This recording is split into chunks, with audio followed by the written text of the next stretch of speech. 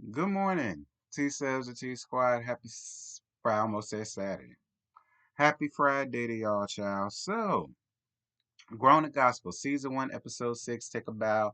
This was the final episode of the first season. Like I say, it was only 6 episodes, child. I told y'all it won't gonna be long.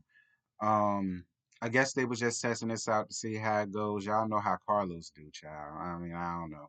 I'm gonna give y'all my thoughts and opinions and everything about the show after I get through this quick review. Um, so it starts off where I left off at, and that was down to Tasha's worship celebration for her birthday, and we all saw how Elijah walked down the aisle with some glittery ass boots or whatever. It was wrapped up real pretty, real pretty, real pretty. Everybody talked about how this is another time where he's taken away from somebody else's shine or whatever the case. But Tasha went on ahead, she accepted it. They forgave she forgave him. She gave him the mic or whatever. He gave some little vocals here, there, here, whatever the case may be. I mean, it was a cute little olive branch or whatnot, and I'm glad they got over it. Listen, I don't know Elijah personally, so I can't say whether he's a good friend, not a good friend, or whatever the case may be. I mean, all of them still dealing with him and tolerating the BS. So, I mean, he must be a good person underneath all of that. And they know he's a good person underneath all of that. And that's why they're keeping him around. And that's fine. Listen, everybody is going to be different. Everybody does things differently, everybody handle things differently, and everybody is not everybody's cup of tea. But you know, people know they friends, they know they folk way more than we do. So, and I ain't never felt like Elijah was a horrible person, but he just do way too damn much. And girl, whatever. So after all of that, Brienne meets with Auntie Dorinda for some advice for her showcase. Baby, let me tell you something. When Dorinda helped her out with that balloon exercise, and then Dorinda had the nerve and the unmitigated gall to give us a nasty piece of run, baby, I was slain from that point. Again, the ushers had to come and put the purple cloth around me, girl, so that my goody goodies wouldn't be shown because I was slain. And I had to wait for about 2, 3 ushers to come around there and cart me off, girl, because listen, whenever you get up amongst a gospel legend and then they grace you with a nasty piece of Koji run like that, girl, I was done for. I was on Brienne's side. If you want to get advice from anybody, Auntie Dorinda is the one to go to because your daddy ain't shit. Moving on. Tasha meets with her dad, Elder Thomas Page, for lunch and to catch up. Elder Thomas looks really familiar too. Like Elder Thomas looks really familiar too. He really does. And shout out to him. And Elder Thomas tells her that he always felt that Miss T.S. Everon Everlasting never treated her or valued her as a first lady. But yeah, that's because he, deep down, he wanted to be the first damn lady. I mean, that's why. And Tasha says that none of her family shared their feelings until about her marriage until things came to a head. I mean, yeah, Tasha, that's how a lot of us are. Especially when we know what we say, you just go do what the hell you want to do anyway. So it's kind of like, I hope y'all can hear me. So it's kind of like, what's the point? You know, if people know you and they know your attitude and your personality is you just gonna do what you want to do anyway, and you done already married this man, so it is, and I use that term very loosely. I mean, what can they say? you know. But I'm gonna tell you what I can say: divorce that gay ass man, girl. You don't listen. Quit being a bid. All right, quit being the damn bid. And this goes to a lot of y'all women. I mean, what your gaydar is? It works for every damn body else, but your husband. Cause baby, the minute that he walked through there, I said, "Oh, that's sister." Like Shady had to open her mouth, girl. I said, "Oh, that's sis." Like what? It should have went off the way it did when you first met Miss Elijah. And then moving on. I agree with your daddy, girl. Do what you got to do. Move on. So Dion got his appeal, and he gonna be coming home soon. So we thought we gonna get down to that gag at the end of this. And Nikki is now looking for a house, and we gonna get down to the rest of this in a second. So Brienne, Shayna, and Elijah go out looking for clothes for her showcase or whatever, whatever. And she still doesn't know if her husband and or Fred is coming to the showcase. And Shayna feels like that she's still keeping things from them. And I'm gonna tell you something, Shayna, I'm on your side. Listen, Brienne, your daddy not being there, I get because he's on tour himself. All right, fine. But all of these excuses and all of this, like when it comes to your husband, like, I mean, is he on the same type of time that T.S. Veron Everlasting is on? Because it is kind of strange. Like, this is your first showcase. This is something that you really wanted to do. You keep saying that y'all came back together, love brought y'all back together, time brought y'all back together, and so on and so forth. But when it's time for him to show and prove all of that, he's a no-show. And Brienne, I'm not coming down on you because I live for you. You my most favorite up there. But girl, what's the there, girl? Okay, what is the there? What's the gaga? What's the tea? You know what I'm saying? Because it's like this is just another time where he's not there for you. It's bad enough Fred can't be there, but he can't be there because he's on tour. But your husband has no reason as to why he can't be there. Talk about some damn work. What the hell does your husband do for a living that he can't be there for you like that, sis? I don't know. It ain't none of my business. I'm gonna move on. So Shayna and Elijah got two totally different looks in mind. Like Shayna is like, listen, it's cool to be, have a little sex appeal to you, have a little fit to you, but you don't have to be overtly sexy or sexualized or whatever. And y'all know Elijah. Listen, the inner queen always comes out of Elijah when it comes to fashions and things of that such. But I did like the finished product that they all decide upon. That gold dress and that cute little head joint, it was cute. It was cute for Brienne. She was comfortable in it. That's all that mattered. Well, I mean, I'm not gonna sit here and say that it was drop dead gorgeous. No shade to Brienne, because Brienne is gorgeous. But that dress, from a scale of 1 to 10, I would give it a good.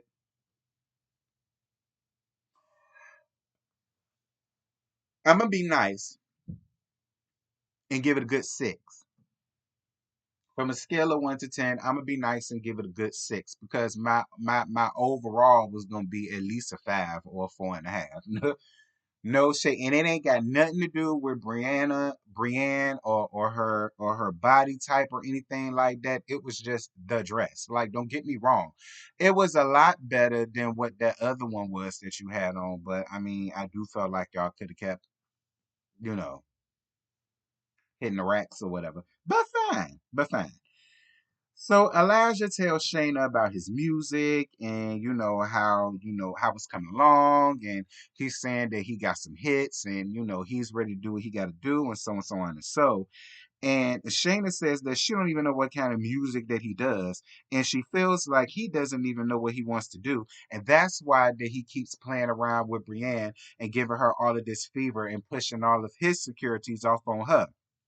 Shayna, you must be a prophetess, because I'm on your side with that.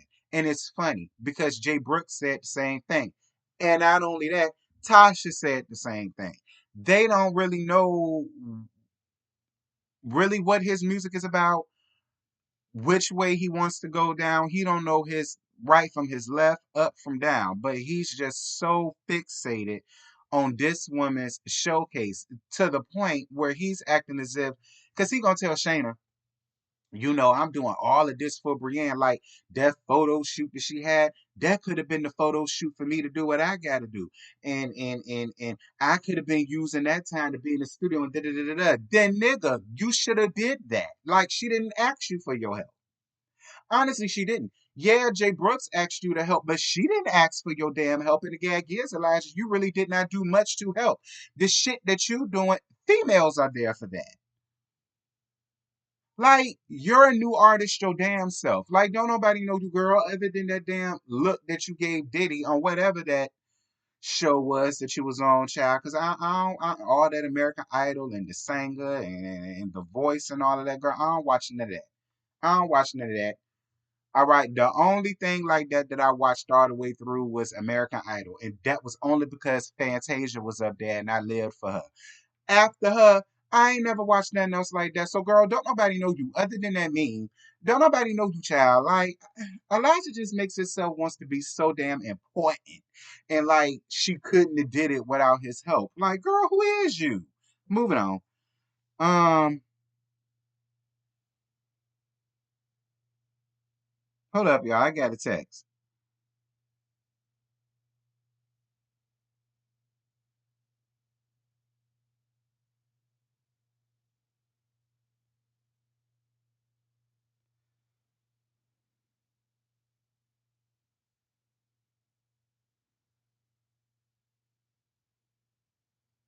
All right. But yeah, like that's what turns me off about Elijah. Like, Miss Girl, you is not that important. Chillax. Anyway, and let me tell you something. You look the fool. I don't care what look because a lot of y'all came under my comments and said, "Well, T, I'm from Detroit, and you know we do wear our furs because it be cold." Girl, I live in New York. Okay, and I've never had none of my pipes freeze down south till I moved up here. So I don't want to hear nothing about that, child. And even with that, I still ain't just randomly bumped into niggas wearing wearing full fledged furries and a fur damn hat. Like I ain't never ran into that. Like the people that I ran into wear first downs and starter coats and nauticas and flight coats and all that shit. Like they ain't run around. They ain't run around down here and all that fool-la-la that he got going on. Moving on. It's too much.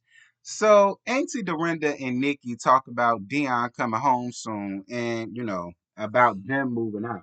And Auntie Dorinda gave a nasty piece of praise break because she ready for her and her loud, screaming, messy ass grandchildrens to go on. As much as she loves her grandchildrens, as much as she loves being Mima, she's ready for their asses to go home. And I'm on their side. I still don't understand why Nikki need to be living with you. I mean, no shade, but if Dion, she keeps saying that Dion making all this money, and she keeps saying that majority of his money gonna be spent for the house and so on and so forth. So it's like if he balling like that, why did you feel the need to move into your mama's house in the beginning? If he got all of that, listen, I ain't never dealt with a nigga. Well, I mean, I have, but he won't mind. Okay, he won't mind. He was mad here and there before he got locked up, and then I may have answered the phone call here and there, but I ain't fine, fine, fine.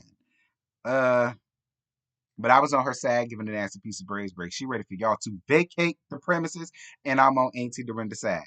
So we get down to Brienne's showcase. The showcase was actually cute. It was intimate. It was in a small space, and I felt like that's what Brienne needed. I don't feel like she needed a crowd full of 100 folk and all the rest of that. She was already nervous enough.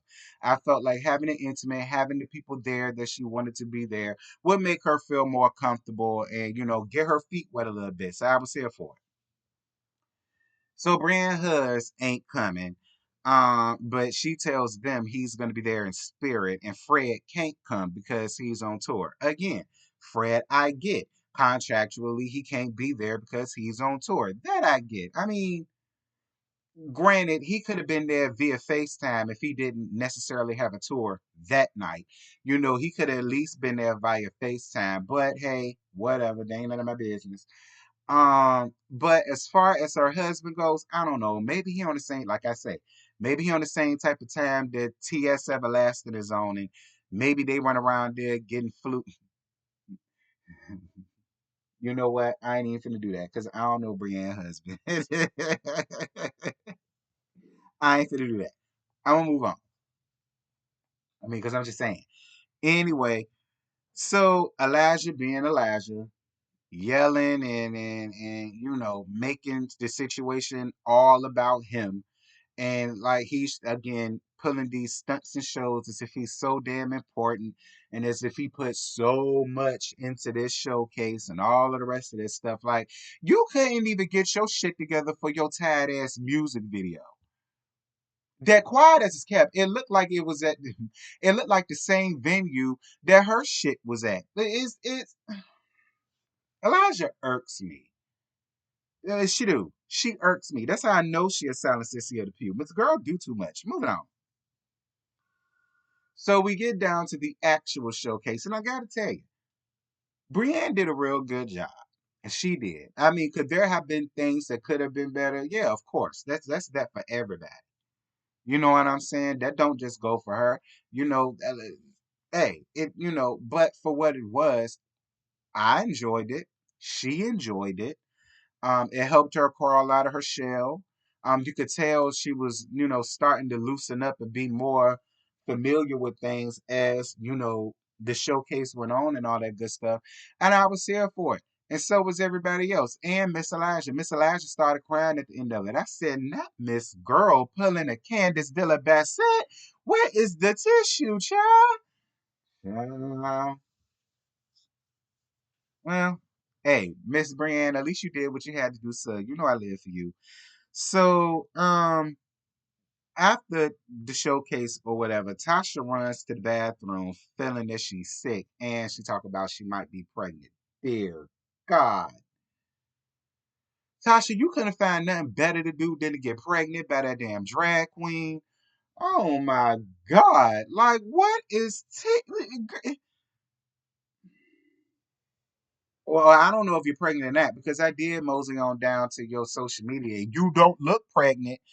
So, maybe it turns out that you really won't. Maybe it was something that you ate or something like that. You know, ham hocks get you sick, girl.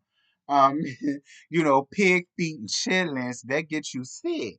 You know what I'm saying? Maybe that's what it was. You better not have been pregnant by that damn male impersonator. I know you lying. Get your ish together, Tasha. But listen, let the record show. This the one time for the one time that I was on Elijah's side. And so was Jay Brooks. Like, why was she even sleeping with him? Like, they looked so disgusted. And I'm telling y'all, I'm t- I'm telling y'all why they look so disgusted. Because it's like,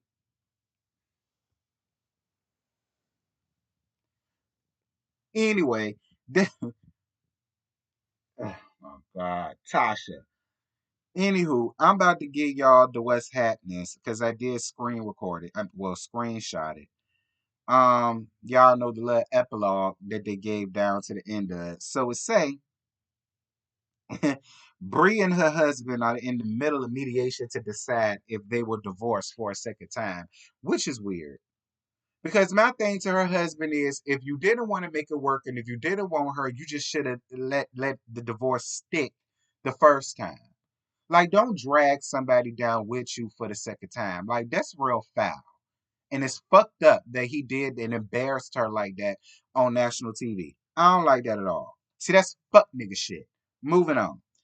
Nikki is still hopeful Dion gets parole this year. He's currently not scheduled to be released until 2027. Ooh, I hope he get out, Nikki, because I like Nikki a lot. Nikki, I hope he get out. Elijah is working on his first full-length studio album, looking fabulous as always. Girl, that ain't nobody but Carlos King doing. Carlos typed this up. Jay Brooks has his sights set on producing a Grammy-worthy record with Tasha. Yeah, because Tasha meant every word she say. Nigga, I don't need you. Say whatever you want about Mario Winans, but he's willing to help me out. Just saying, don't listen. Do not sleep on the other dog because people did that to Cardi B on Love and Hip Hop. They did. DJ Self did the same thing to Cardi B, and now look where she at now. I know he's somewhere windmilling the wall. Moving on. Tasha has finalized her divorce. Thank God. And is contemplating her new future. Like I say, when I went to her Instagram, she ain't look pregnant. So I mean, I know that don't mean much of anything. I mean, because I mean, how old? Let me see. When was the last post? Let me see. Her last post. I'm so girl. Let me see. Her last post was March 26th, and again, she don't necessarily look pregnant here when she was saying. But I don't know. March, April. I mean, I don't know. I mean, it don't necessarily mean something. She could be carrying from the side or carrying it down low or carrying it down to her back, girl. I don't know. But that's it. That's all. Now for the show as a whole, I have reservations about it because I know how messy reality TV can get, and I know how people already make a mockery of the black church. And it don't matter your denomination, Baptist, AME, Kojic, Pentecostal, Apostolic, Methodist, whatever, non-denominational, whatever. It's a huge stigma that's around the black churches as a whole, and I was more worried about them feeding into it. Now, don't get me wrong, they fed into it, especially Elijah. But do I feel as though it was horrible? No. Um, there were entertaining qualities to it, and I wouldn't necessarily mind it coming back for a second season. I want everybody to be themselves, but at the same time, I also want everybody to know that there is a bigger picture here.